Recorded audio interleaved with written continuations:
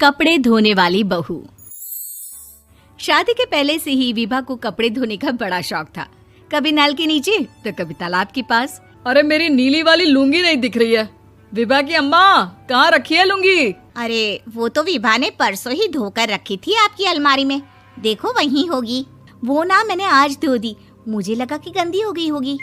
अरे कैसे गंदी हो गई थी? उसे तो मैंने पहना भी नहीं। हे भगवान, इस लड़की के कपड़े धोने की आदत से परेशान हो गया हूँ मैं।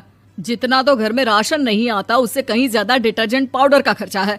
इसकी शादी करवा दो, शादी जाए अपने घर में ही करे काम, फिर चाहे घर के कपड़े धोने हो या पूरे गांव के।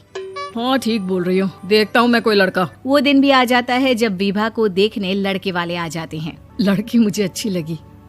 होने वाली सास कहती है, बेटी अगर कुछ पूछना है तो पूछ लो।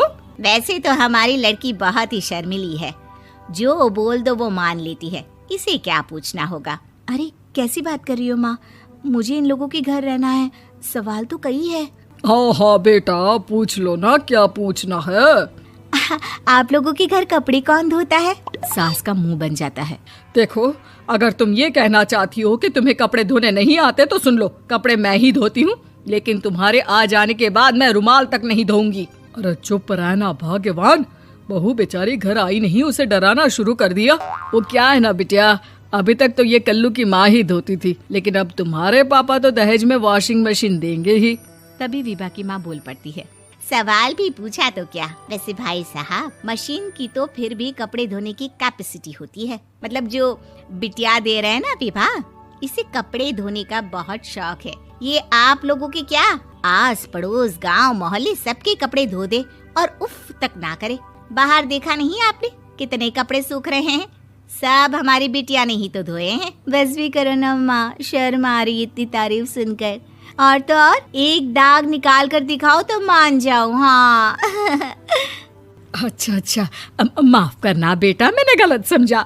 हमें तो रिश्ता बहुत पसंद है। और ऐसे जुड़ जाता है रिश्ता कपड़े धोने का शौक रखने वाली विभा का। उसकी शादी हो जाती है कोयला फैक्ट्री में काम करने वाले कल्लू के साथ। शादी के बाद अचानक विभा चिल्लाती हुई सास के पास आती है। सासू माँ, अरे सासू माँ कहाँ है आप?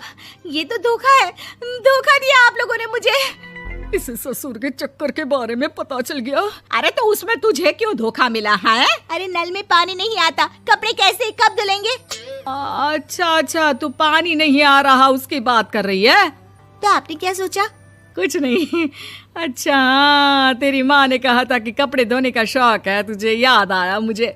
शौक बोलकर कपड़े धोने वाले मेरे जुनून को कम ना आके सासू माँ, कपड़ा धोना मेरा गुरूर है। तभी पति भी वहाँ आ जाता है। अभी मैंने इसे सनी देओल की फिल्म दिखाई है, उसी के डायलॉग मार रही है माँ। अच्छा सुन, साफ बता रही हूँ, पानी सुबह 4 से 6 और शाम को 10 से 12 आता है, समझी? विभा टाइमिंग सुनकर हैरान हो जाती है। ये क्या भूतों का मोहल्ला है? सुबह 4 बजे उठकर कौन कपड़े धोता है? 4 बजे टंकी में पानी जाता है, फिर सारा दिन धोना ना, किसने मना किया?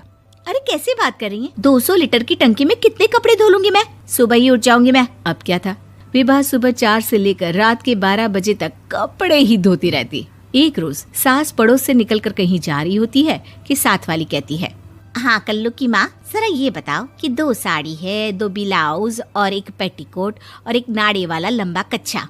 हाँ तो? अरे तो क्या, कितना लोगी धुलाई ये बताओ। धोबन दिख रहे हैं हम क्या? हमारे पति सरकारी नौकरी से अभी रिटायर हुए हैं और बेटा सुपरवाइजर है कोयला फैक्ट्री में। धोबन समझ रखा है हमें। हाय रे कल्लू की अम्मा, माफ कर दो, वो तो मोहल्ले में यही सब बता रहे थे कि तुमने बहू को कपड़ा धुलवाने के काम में लगा दिया है। सास को पड़ोसन की बात सुनकर गुस्सा आ जाता है। वो घर पहुंचती है जहां घर के बाहर ही इतने सारे कपड़े सूख रहे होते हैं जितने कि किसी धोबन के घर पर। अरे ओ कल्लू की दुल्हन, बाहर निकल। माँ जी यहीं आ जाओ, बाथरूम में चादर धो रहे हैं हम। अरे अभी हम धोते हैं, तुमको बाहर निकलो। ये आस पड़ोस वाले बोल रहे हैं कि हम बहू से कपड़े धुलवा कर उसे कपड़ा धोने वाली बना दिए हैं। अरे छोड़ो ना माँ जी, किन लोगों की बातों में आती हो? आस पास के लोगों का तो काम ही होता है कि वो किसी तरह सास बहू को लड़ा दे। बहू सारे घर के कपड़े धोती है, ये क्या कम है? बोलिए। सास को भी लग जाता है कि वो बहू का ये सनकीपन नहीं छुड़वा सकती, इससे अच्छा है कि खुद ही चुप हो जाए। एक रोज सास और बहू मंदिर जाते हैं, जहाँ सास की साड़ी वहाँ खड़ी भीख मांगने वाली से मिलती है। माँ जी क्या बात है, आपकी साड़ी उस भिखारन से कितनी मिल रही है ना? हाँ हाँ देखो तो, दोनों की साड़ी मिल रही है। क्या बात है कल्लू की अम्मा, तुम खुद को तो अफसर की बीवी बताती हो और ऐसी सिंपल सी प्लेन साड़ी पहनकर घूमती हो।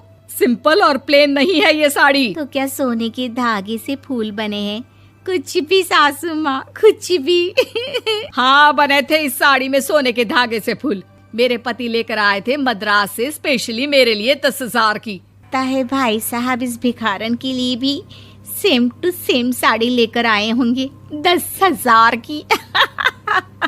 सास उस वक्त तो कुछ नहीं कहती, लेकिन बहू के साथ घर आती है और अलमारी से एल्बम निकाल कर लाती है। ये साड़ी देख रही है, ये वही साड़ी है जिसे मैंने अभी पहना था। इस साड़ी में ये जो चमकदार फूल दिख रहे हैं ना, ये सोने के धागों से काढ़े गए हैं। लेकिन तू लोकल वॉशिंग मशीन ब्रश से घिस घिस कर सारे फूलों को निकाल कर साड़ी प्लेन कर दी।